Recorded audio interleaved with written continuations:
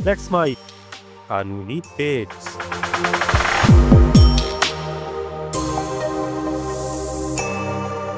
नमस्कार दोस्तों, कानूनी पेज में आपका स्वागत है। दोस्तों, वैसे तो समय समय पर सुप्रीम कोर्ट अलग अलग मामलों में अपने जजमेंट देता है और देता रहा है और देता रहेगा, लेकिन किसी भी जजमेंट की जो प्रासंगिकता है वो जब समय पे आती है, सुप्रीम कोर्ट के द्वारा कोई जजमेंट किसी समय दिया जाता है तो उस समय उसकी उपयोगिता और लोगों की नज़रों में उसकी उपयोगिता कुछ ज़्यादा बढ़ जाती है।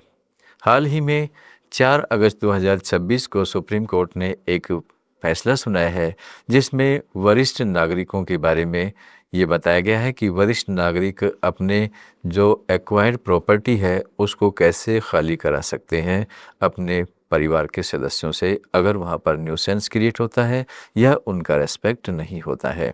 आइए बात करते हैं इसी जजमेंट के बारे में। मामला है Ravikant Gupta versus state of Uttar Pradesh का। इसमें क्या है, 4 अगस्त 2026 को सुप्रीम कोर्ट ने ये फैसला सुनाया है। सुप्रीम कोर्ट ने बात ये कही है कि maintenance and welfare of parents and senior citizen act 2007 के तहत जो ट्रिब्यूनल है उसको भी इविक्शन का अधिकार है, इविक्शन का आदेश देने का अधिकार है। इस मामले में रविकांत गुप्ता लखनऊ के विकास नगर में स्थित एक रेजिडेंशियल हाउस के मालिक थे। यह संपत्ति उनकी सेल्फ एक्वायर्ड प्रॉपर्टी थी। विवाद उनके बेटे और बहू के उस मकान में रहने को लेकर उत्पन्न हुआ। मामला एक महत्वपूर्ण तथ्य ये था कि रविकांत गुप्ता की 81 वर्षीय माता को घर से बाहर रहने की स्थिति उत्पन्न हो गई और उन्हें ओल्ड एज फैसिलिटी में रहना पड़ा। इसके बाद रविकांत गुप्ता ने वरिष्ठ नागरिकों के संरक्षण के लिए बनाए गए 2000 के कानून के तहत अधिकारियों के समक्ष कार्रवाई की मांग की। उन्होंने 5 जून 2022 को डिस्ट्रिक्ट मजिस्ट्रेट के समक्ष आवेदन दिया और अपने बेटे बहू को मकान से हटाने की मांग की। मामले में सुनवाई के बाद सब डिविजनल मजिस्ट्रेट एसडीएम ने 15 नवंबर 2022 को आदेश पारित कर दिया। अधिकारी ने पाया कि मकान रविकांत गुप्ता की सेल्फ एक्वायर्ड प्रॉपर्टी है। रिकॉर्ड के अनुसार बेटे के व्यवहार से सीनियर सिटीजन को परेशानी हो रही थी और उनकी जो ग्रैंडमदर को मकान में रहने की अनुमति नहीं दी जा रही थी तथा न्यूसेंस भी पैदा किया गया था। इस आधार पर एसडीएम ने बेटे को मकान से एविक्ट करने यानी खाली करने का आदेश दे दिया। इसके बाद डिस्ट्रिक्ट मजिस्ट्रेट ने 9 अगस्त 2023 को एसडीएम के आदेश का कायम रखते हुए बेटे और उसकी पत्नी को मकान खाली कर पोजीशन रविकांत गुप्ता को सौंपने का निर्देश दिया। इसके बाद मामला हाई कोर्ट पहुंचता है। इलाहाबाद हाई कोर्ट में पहुंचा मामला। बेटे और बहू ने एसडीएम और डिस्ट्रिक्ट मजिस्ट्रेट के आदेश को इलाहाबाद हाई कोर्ट में चुनौती दी। लखनऊ बेंच में हाई कोर्ट ने पहले के अपने निर्णय, जो पहले हाई कोर्ट इलाहाबाद ने कोई निर्णय दिया था Abhishek Tiwari versus state of UP पर, उस पर भरोसा करते हुए माना कि maintenance and welfare of parents and senior citizen act 2007 में ट्रिब्यूनल अधिकारी को सीधे इविक्शन का स्पष्ट अधिकार नहीं दिया गया है। इसलिए हाई कोर्ट ने एसडीएम और डिस्ट्रिक्ट मजिस्ट्रेट के इविक्शन ऑर्डर को रद्द कर दिया। अब दोस्तों बात आगे बढ़ती है। रविकांत गुप्ता इसके अगेंस्ट में सुप्रीम कोर्ट मूव करते हैं। उन्होंने सुप्रीम कोर्ट का दरवाज़ा खटखटाया। हाई कोर्ट का मूल फैसला 6 अक्टूबर 2023 का था और रिव्यू एप्लीकेशन भी 29 जनवरी 2024 को खारिज हुई थी। सुप्रीम कोर्ट के सामने मुख्य कानूनी प्रश्न ये था इस मामले में कि क्या maintenance and welfare of parents and senior citizen act 2007 के तहत कॉन्स्टिट्यूटेड जो निर्मित बनाए गए ट्रिब्यूनल है किसी सीनियर सिटीजन की मेंटेनेंस एंड प्रोटेक्शन सुनिश्चित करने के लिए उनके बेटे बहू को उनकी प्रॉपर्टी से इक्विट करने का यानी खाली कराने का आदेश दे सकता है। मेन प्रश्न ही यही था कि हाई कोर्ट ने ये पाया कि ट्रिब्यूनल को ये राइट नहीं है कि वो किसी भी इसको एविक्शन का राइट रखता हो, यानी किसी मकान को खाली कराने का आदेश दे सकता हो। यहाँ पर ये मुद्दा था।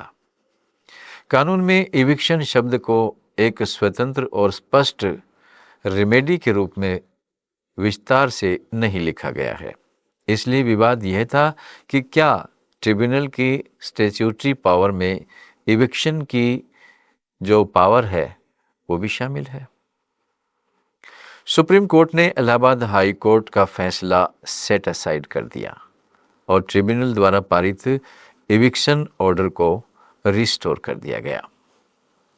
कोर्ट ने माना कि यदि किसी सीनियर सिटीजन की मेंटेनेंस और प्रोटेक्शन सुनिश्चित करने के लिए एविक्शन आवश्यक हो तो ट्रिब्यूनल एविक्शन का आदेश दे सकता है। अर्थात कोर्ट ने यह महत्वपूर्ण प्रिंसिपल स्थापित कर दिया केवल इसलिए कि एक्ट में एविक्शन शब्द एक्सप्रेसली नहीं लिखा है।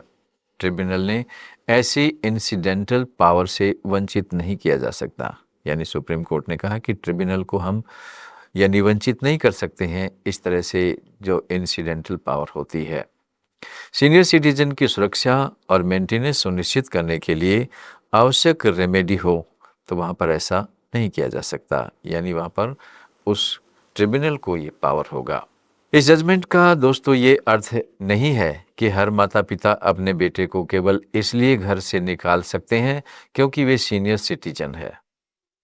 इसमें मुख्य बात यह है कि एविक्शन का उद्देश्य सीनियर सिटीजन की मेंटेनेंस, प्रोटेक्शन और डिग्निटी सुनिश्चित करना होना चाहिए, यानी प्रतिष्ठा होनी चाहिए उसकी और उसको मेंटेनेंस मिलना चाहिए और सीनियर सिटीजन की प्रोटेक्शन भी होनी चाहिए। यानी ट्रिब्यूनल को फैक्ट्स और सर्कमस्टांसिस देखकर यह निर्धारित करना होगा कि एविक्शन जो है वास्तव में सीनियर सिटीजन की सुरक्षा और वेलफेयर के लिए आवश्यक है या नहीं। सुप्रीम कोर्ट ने अपने निर्णय में पहले दिए दो महत्वपूर्ण जजमेंट में उनका उल्लेख किया है। सुमतोला देवी वर्सेस स्टेट ऑफ यूपी का मामला इसमें है और दूसरा है Kamalkant Mishra versus additional collector. ये दो मैटर का जिक्र सुप्रीम कोर्ट ने किया है। इन मामलों में भी यह प्रिंसिपल सामने आया कि सीनियर सिटीजन एक्ट के तहत ट्रिब्यूनल परिस्थिति के अनुसार सीनियर सिटीजन की प्रोटेक्शन के लिए इविक्शन का आदेश दे सकता है। रविकांत गुप्ता मामले में सुप्रीम कोर्ट ने इस डिसीजन से सम्मानपूर्वक सहमति व्यक्त की कि बहुत जरूरी भी है। वहीं अगर हम बात करते हैं आर्टिकल 21 तो उसमें भी यही कहा गया है कि सम्मानपूर्वक जीवन जीना। इस जजमेंट का कॉन्स्टिट्यूशनल जो डायमेंशन भी महत्वपूर्ण है। सुप्रीम कोर्ट ने सीनियर सिटीजन की सुरक्षा को आर्टिकल 21 में निहित जीवन और गरिमा के अधिकार के साथ आर्टिकल 41 से यानी आर्टिकल 41 में राज्य के सामाजिक सुरक्षा संबंधी दायित्व से जोड़कर भी देखा है। सीनियर सिटीजन एक्ट 2007 का उद्देश्य केवल आर्थिक मेंटेनेंस उपलब्ध कराना नहीं है, बल्कि बुजुर्गों को सम्मान, सुरक्षा और डिग्निफाइड लाइफ प्रदान करना भी है। इस दृष्टि से कोर्ट ने माना कि कानून की जो इंटरप्रिटेशन ऐसी होनी चाहिए जिससे सीनियर सिटीजन को उसके घर में ही हैरेसमेंट या नेग्लेक्ट या हाउस से सुरक्षा मिल सके। बेटे और बहू के अधिकार पर इसमें क्या प्रभाव पड़ा? जजमेंट का मतलब ये नहीं था कि बेटे या बहू के प्रॉपर्टी जो राइट्स हैं वो स्वतः समाप्त हो जाते हैं। यदि प्रॉपर्टी सीनियर सिटीजन की सेल्फ एक्वायर्ड प्रॉपर्टी है और बेटे बहू कोई स्वतंत्र लीगल राइट एस्टेब्लिश्ड नहीं है तो सीनियर सिटीजन की जो प्रोटेक्शन के लिए इविक्शन आदेश अधिक आसानी से जस्टिफाइड हो सकता है। लेकिन यदि कोई व्यक्ति ये साबित करता है कि प्रॉपर्टी में उसका स्वतंत्र कानूनी अधिकार है तो मामला अलग लीगल कंसाइडरेशन के अधीन हो सकता है। इसलिए जजमेंट को इस रूप में समझना सही होगा कि सीनियर सिटीजन एक्ट का वेलफेयर जो लेजिस्लेशन है और उसकी पावर को, उसके उद्देश्य को प्रभावी बनाने के लिए बहुत ही आवश्यक रूप से इंटरप्रिटेशन करना चाहिए। इस मामले में इलाहाबाद हाई कोर्ट ने 6 अक्टूबर 2023 का जजमेंट सुप्रीम कोर्ट ने सेट असाइड किया और हाई कोर्ट का 29 जनवरी 2024 का रिव्यू ऑर्डर भी सेट असाइड कर दिया। सीनियर सिटीजन एक्ट के तहत अथॉरिटीज़ द्वारा पारित एविक्शन ऑर्डर को रिस्टोर किया और बेटे और पत्नी को यानी बहू को मकान खाली करने का आदेश प्रभावी किया और अपील को अलाउड कर दिया गया। ये फैसला दोस्तों सीनियर सिटीजन के प्रॉपर्टी और प्रोटेक्शन राइट के लिए काफ़ी महत्वपूर्ण है। इसका मूल संदेश यह है कि maintenance and welfare of parents and senior citizen act 2007 को केवल मेंटेनेंस की रकम दिलाने वाला कानून नहीं माना जा सकता। यदि सीनियर सिटीजन की प्रोटेक्शन और डिग्निटी लिविंग के लिए, जीने के लिए किसी व्यक्ति को उसकी प्रॉपर्टी से हटाया जाना आवश्यक है तो ट्रिब्यूनल ऐसी जो पावर है उसका इस्तेमाल कर सकता है। यानी ट्रिब्यूनल को भी ये जरूरी पावर है कि वो उसको हटा सकता है। इसलिए रविकांत गुप्ता जजमेंट का जो प्रमुख रेशो यह है कि सीनियर सिटीजन एक्ट के तहत ट्रिब्यूनल परिस्थितियों के अंदर आवश्यक होने पर सीनियर सिटीजन की मेंटेनेंस और प्रोटेक्शन सुनिश्चित करने के लिए उसके बेटे बहू की इविक्शन का आदेश दे सकता है। इसलिए दोस्तों हमने इस जजमेंट में ये देखा कि जो भी सीनियर सिटीजन है उनकी अगर सेल्फ एक्वायर्ड प्रॉपर्टी है तो उनको कोई हरासमेंट नहीं दे सकता। वो जब चाहे अपने बेटे बहू या परिवार के सदस्यों को अपनी प्रॉपर्टी से अलग कर सकते हैं और अपना जीवन शांति में जी सकते हैं। इसलिए मैं सभी परिवार के सदस्यों से भी इस अवसर पर ये कहना चाहूँगा कि परिवार में बुजुर्गों का सम्मान अवश्य होना चाहिए। बुजुर्गों को फालतू की ये चीज़ नहीं समझे कि ये फालतू के इंसान हैं, वो भी हमारे परिवार के एक सदस्य होते हैं। उनकी देखरेख करनी हमारी ड्यूटी बनती है क्योंकि पीढ़ी दर पीढ़ी ये चलता है। यानी बूढ़े इंसान को बच्चों के द्वारा देखरेख होना अति आवश्यक है। ये समाज में एक बहुत ही आवश्यक एक संस्कार माना जाता है और इस संस्कार को हमारे देश में बरकरार रखना चाहिए क्योंकि कानून भी इसी बात की इजाज़त देता है। आज के कानूनी पेज में इतना ही दोस्तों। नमस्कार, अगले अंक में फिर मुलाकात होगी।